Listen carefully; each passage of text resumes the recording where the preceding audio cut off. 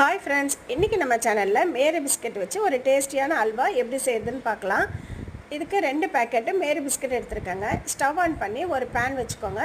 pan சூடான உடனே மேரி பிஸ்கட்டை அதில ஆட் பண்ணிக்கோங்க. லைட்டா சூடு பண்ணிடுங்க.